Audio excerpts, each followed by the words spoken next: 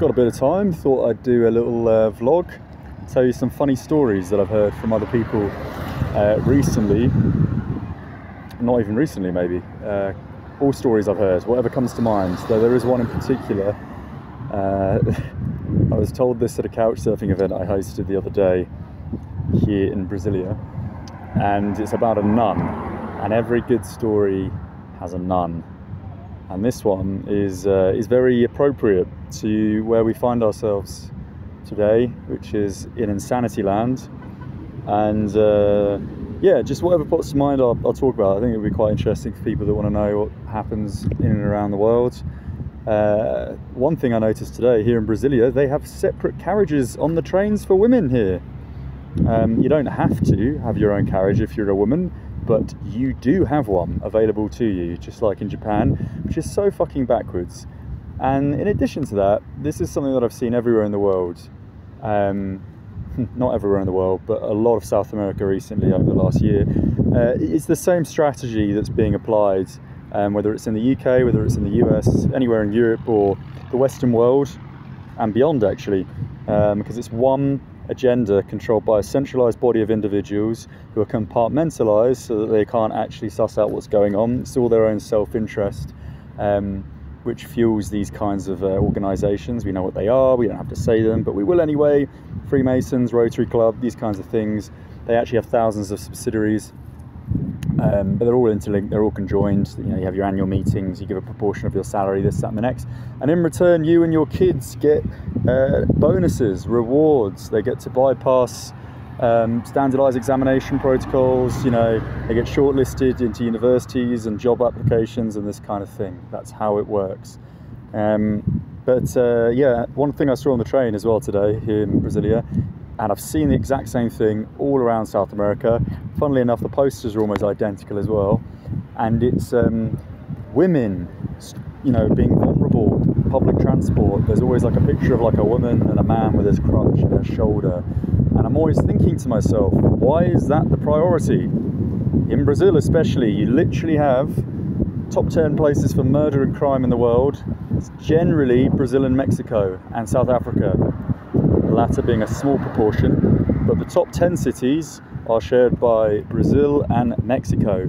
It's so bad. I don't know if you've seen the other vlog I posted, which is about Rio and the carnival, and how fucking racist and xenophobic that place is if you're pale, irrespective of if you're a white European or a white Brazilian. Just realised I stood in the parking bay. It doesn't matter, and I've heard this from people in Sao Paulo, where generally the pigment is more like mine. If you go to Rio, you just get fucked over, and it's not just the criminality, which is really rife. I mean, I've travelled to places like Afghanistan and, you know, these kinds of sketchy places, or places people think are sketchy, and I'll tell you what, some of the safest places I've ever been. Pakistan is my second favourite country of all time. You come to Rio, and in one day people will attempt to snatch your phone out of your hands 5 times. People around will laugh, and you know, the boldness of many of these people who undertake these crimes. Some of them are just gangs of kids, and they do it, and they'll be surrounded by like 100 Brazilian guys, and these guys won't do anything because it's like an unwritten rule that you have the right to rob the gringos, as they call us. So yeah, I saw this poster. I digress. I saw this poster on the train earlier, and it's a man with his crutch right in this woman's shoulder, and I'm thinking, yeah, how is that the priority? Because of course it's not. It's not what people are thinking about. It's really not what most people care about. It's so low down on the list. I saw the exact same stuff on the buses in Peru, and you have people that aren't just living from day to day, that obviously, you know, don't have any education. I've seen fucking kids, children, working on the streets, begging, everywhere in the world, but especially in South America, and just the hypocrisy, the fucking nonsense that is this modern liberalist approach, where you've got a budget and your local government, which is operated by rainbow wearing, you know, pantaloon wearing freaks, who don't seem to grasp that their ego isn't the most important thing out there.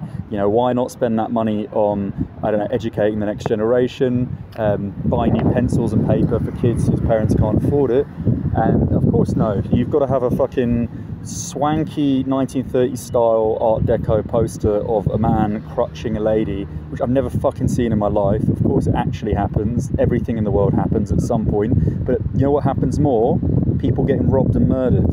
Literally, that happens a lot more in Brazil. Brazil is fucking insane. And even if it didn't happen as much, that should be the priority. Stopping people murdering. It's fucking ridiculous. Anyway, let's follow up with that nun story. So yeah, I was at this couchsurfing event that I hosted. The usual crowd showed up, lots of interesting characters, which is what I love about that website. Downloaded an application as well. Very old now, but sadly it's going downhill a little bit because society is becoming less social. Again, that's part of the game. And there was a Brazilian lady who told me a story about how there was a nun, and at 28 she stopped being a nun in Rio and she became a teacher. And a few years later, she moved to Brasilia, which is of course in another state, to teach children. The most important part of the story. And I don't know what happened between. I don't know why she decided she wasn't going to teach in Rio anymore. Excuse me. I can speculate, given where the story's going to go. Though at the same time, given what happens in Rio, I feel like you could do anything to children, and it would probably also be tolerated. So she moved to Brasilia. And at 34 years old, she fucked her boss's son, who was 18 at the time. And 18 is legal, of course. 18 is completely legal. I have it on solid grounds, because this individual was a teacher who used to work with this former nun, who was this teacher. They were colleagues. She would fuck all of the teenagers in the town at 34, which is legal. But the point of the story is, firstly, if it was a man who was 34 years old, fucking all the 18-year-old girls that had just finished either school or were still at university, it would not just be fucking, he would lose his job, obviously, but, you know, he'd be called some fucking misogynist or this, that, and the next, all the classic words that people like to use. You know, predator, misogynist, toxic masculinity, all that good stuff that they like. And yeah, and it's totally fine because it's a nun that's doing it. And we all know why people become nuns and priests in the first place, because they have mental problems. You have to be fucking psychologically disturbed to want to be celibate and live in a fucking shack, surrounded by people of your own sex all day. Same people. Absolutely, it's a massive orgy sesh, I'm telling you. They're all banging each other. And I have a true story about that too. I had a friend, I don't know why I'm talking like this. I had a friend who went to Thailand with his friend. His friend was a good looking Danish guy. He went into the big pagoda in Bangkok, the famous one, the Gold Pagoda. It's a Buddhist monastery, I think that's what you call it. Same as where Christians go. I think it's a monastery for Buddhists as well. And a guy came up to him with a load of money. A monk came up to him with a load of money, not just a guy, because he's a good looking dude. And the monk wanted to pay him so he could suck his cock. He, meaning the monk, wanted to suck this guy's dick and pay him for the experience. Because they're all perverts, that's why they become nuns and fucking monks and this kind of stuff. And it goes with Islam as well, and it goes with all religions. You know, if the conditions of you being I guess you could call it representative of the Lord, are to live in a house with loads of other blokes or women with the same mental illnesses, and you're not supposed to shag, it's because you're a pedophile and you're trying to fucking, you know, not indulge in your desires, which I guess is fair enough to a point. It's better there than here. Or you're just you just want a massive orgy with loads of other guys. That's basically the real reason. Funny thing, that nun story, she was actually a special needs teacher. So the story goes, she was a special needs teacher. The son of her boss wasn't actually her student. He was a student. He wasn't her student. She was specialising in, you know, disabled kids, people with, you know, learning difficulties.